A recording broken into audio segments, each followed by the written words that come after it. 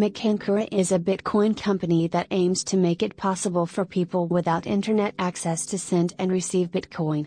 Their primary offering is a USSD interface that is currently available in 9 African nations: Ghana, Nigeria, Malawi, Namibia, South Africa, Tanzania, Uganda, and Zambia. How to set up your Machankura wallet. In order to begin, you must dial the country's USSD code. The service will then react with prompts that let users register and use the service later. The available USSD codes for the service in each nation will be shown on the screen. To send BTC on Machankura. 1. Dial the USSD code 920 × 8333# for Ghana users. 2. Choose the first option, send BTC. 3. Choose where you will like to send the BTC, phone number, lighting address, or Machankura address. 4. Enter the phone number, lighting address, or Machankura address to send the BTC.